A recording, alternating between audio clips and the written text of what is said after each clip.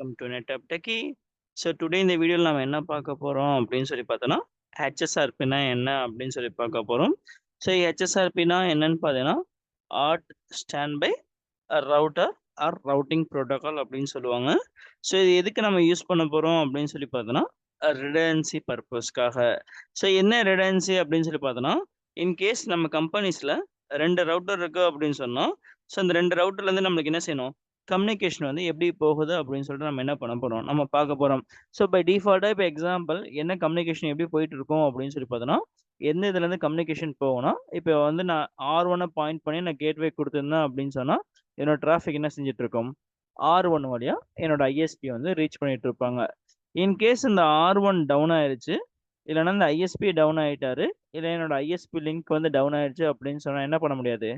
எனக்கு என்னதான் இன்னொரு பாத் இருந்தாலும் அந்த பாத் மூலியமா நம்மளால என்ன பண்ண முடியாது? நம்மளால ரீச் பண்ண முடியாது.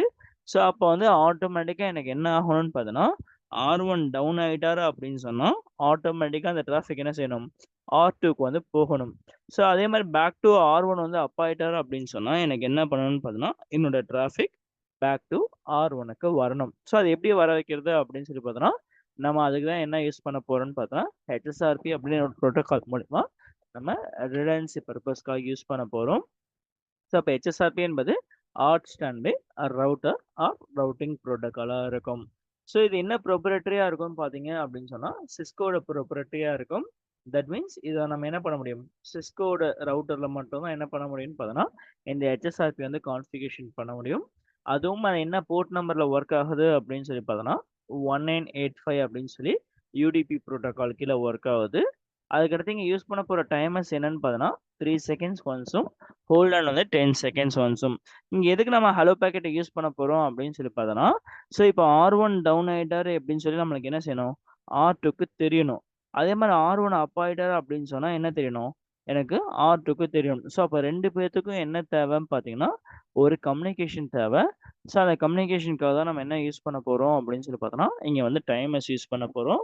ஸோ அப்ப every 3 seconds once hello message sent பண்ணிட்டே இருக்கும். எனக்கு 3 செகண்ட்ஸ்ல எனக்கு ரிப்ளை வரல அப்படின்னு சொன்னா, 10 செகண்ட்ஸ் வரைக்கும் என்ன பண்ணுவாரு, வெயிட் பண்ணிட்டு ஆட்டோமேட்டிக்கா அடுத்த பாத் சூஸ் பண்ணிட்டு அவர் வந்து போயிருவாரு. அது இதுக்காக ரிசர்வ் பண்ண ஐபி மல்டிகாஸ்ட்ல என்ன ரிசர்வ் பண்ணிருக்காங்க HSRPக்காக 2 ஐபிய ரிசர்வ் பண்ணியிருக்காங்க. ஒண்ணு 224.0.0.2 இன்னொன்னு 224.0.0.102 அப்படின்னு சொல்லி இந்த 2 ஐபி ரிசர்வ் பண்ணியிருக்காங்க. அடுத்துல எத்தன ஸ்டேட்ஸ் இருக்குன்னு பார்த்தோம்னா, மொத்தம் 6 ஸ்டேட்ஸ் இருக்கு. அதுல யாரு பிரைமரியா இருப்பான்னு பார்த்தோம்னா, இந்த ஆக்டிவ் ரூட்டர் தான் என்னவா இருக்கும்? நம்மளுக்கு பிரைமரியா இருக்கும். ஸோ ஸ்டாண்ட் பை யாரோ அவங்க என்னவா இருப்பாங்க?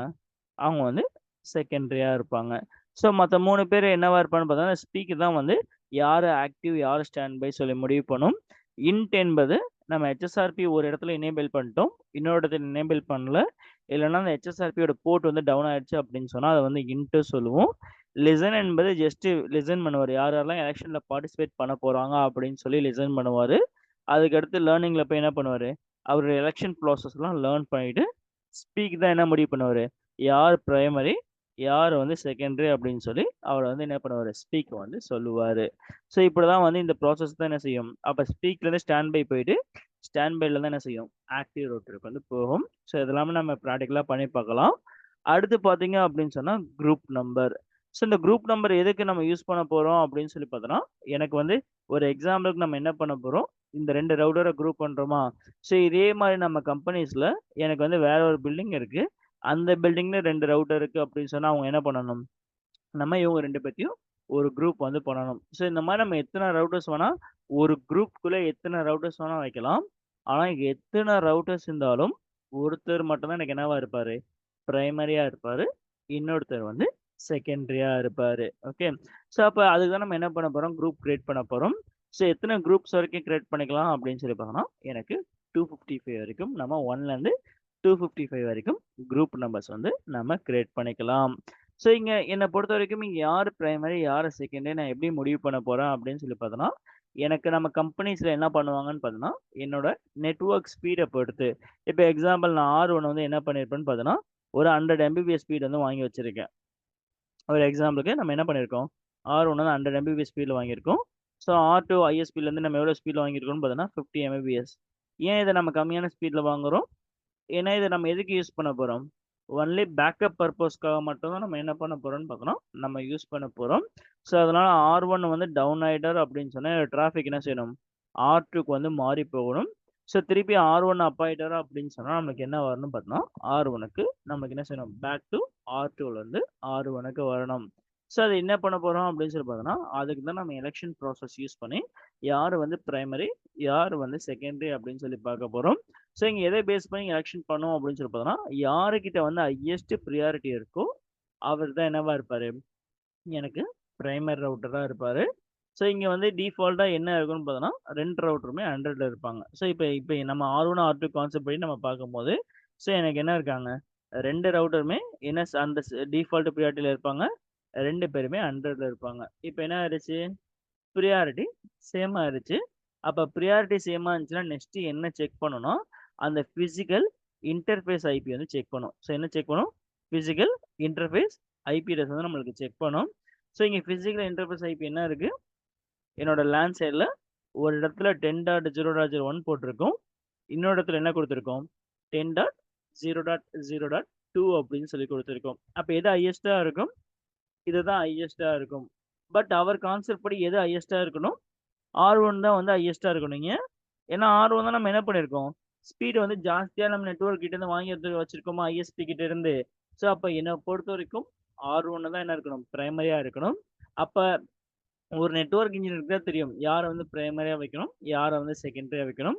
ஸோ அதுக்காக நம்ம என்ன பண்ண போகிறோம்னா இந்த R1 ரவுட்டர் பிரைமரியாக மாற்றுறதுக்கு இதை நான் என்ன பண்ண போகிறேன், ப்ரியாரிட்டி 1லேருந்து 255 நம்ம எது வேணால் செட் பண்ணிக்கலாம். பட் மேக் ஷூர் எந்த ரவுட்டர் நம்ம பிரைமரியாக வைக்க போகிறோமோ அவரை நான் என்னவா மாற்றணும், அவரோட ஹையஸ்ட் ப்ரியாரிட்டியாக மாற்றணும். ஸோ அதுதான் வந்து ரெக்கமெண்டடாக இருக்கும். ஸோ மோஸ்ட்லி நம்ம ப்ரியாரிட்டி சேமாக வைக்காமல் நம்ம என்ன பண்ண போகிறோம், நம்ம வந்து அதுக்கு வந்து ஹையஸ்ட் வேல்யூ கொடுத்து நம்ம செட் பண்ண போகிறோம். ஸோ அடுத்து வந்து ப்ரீம்ப்ட்னு ஒருத்தர் இங்கே எனேபிள் பண்ண போகிறோம். ஸோ இந்த ப்ரீம்ப்டோட வேலை என்ன அப்படின்னு சொல்லி பார்த்தோன்னா யாரோட ப்ரியாரிட்டி வந்து ஜாஸ்தியாக இருக்கும்னு சொல்லி என்ன பண்ணிகிட்டே இருக்கும், சென்ஸ் பண்ணிகிட்டே இருக்கும். இப்போ எக்ஸாம்பிள் நம்ம கான்செப்ட் படி என்ன ஆகணும், R1 டவுன் ஆகிட்டார் அப்படின்னு சொன்னால் என்னோட டிராஃபிக் என்ன செய்யணும், R2 வழியாக போகணும். ஸோ இன்கேஸ் R1 அப் ஆகிட்டார் அப்படின்னு சொன்னால் என்ன செய்யணும், பேக் டு R1க்கு வந்து நம்ம டிராஃபிக் வந்து வரணும். ஸோ இதை யார் செக் பண்ணிட்டே இருப்பார் அப்படின்னு சொல்லி பார்த்தோன்னா ப்ரீம்ப்ட் தான் செக் பண்ணிகிட்டே இருப்பார். ஸோ இப்போ ப்ரீம்ப்டோட ரோல் என்னவா இருக்குன்னா யாரோட ப்ரியாரிட்டி வந்து ஜாஸ்தியாக இருக்குமோ அவர் தூக்கி என்ன பண்ணி விட்டுவார், உடனே வந்து ஆக்டிவ் ரவுட்டரா தட் மீன்ஸ் பிரைமரி ரவுட்டரா என்ன பண்ணி விட்டுருவாரு, அவரை மாற்றி விட்டுருவாரு. ஸோ இதுதான் நம்ம என்ன பண்ண போகிறோம்னு பார்த்தோன்னா ப்ரீம்ப்டை வந்து நம்ம எனேபிள் பண்ண போகிறோம். ஸோ அப்போ HSRP என்பது ஹாட் ஸ்டாண்ட்பை ரவுட்டிங் ப்ரோட்டோக்காலாக இருக்கும். ஸோ அது வந்து நம்ம சிஸ்கோட ப்ரொப்ரேட்டரியில் ரிடன்சி பர்பஸ்க்காக தட் மீன்ஸ் ஃபெயில் ஓவர் பர்பஸ்க்காக நம்ம என்ன பண்ண போகிறோம், நம்ம வந்து இந்த HSRPயை வந்து யூஸ் பண்ண போகிறோம். ஸோ அதை வந்து நம்ம நெக்ஸ்ட் வீடியோவில் என்ன பண்ணலாம், இந்த HSRP வந்து எப்படி ப்ராக்டிக்கலாக இம்ப்ளிமெண்ட் பண்ணுறது அப்படின்னு சொல்லி பார்க்கலாம். ஸோ அதுக்கு முன்னாடி இந்த வீடியோ பிடிச்சிருந்துச்சுன்னா லைக் பண்ணுங்கள், கமெண்ட் பண்ணுங்கள், மறக்காமல் ஷேர் பண்ணுங்கள். தேங்க்யூ.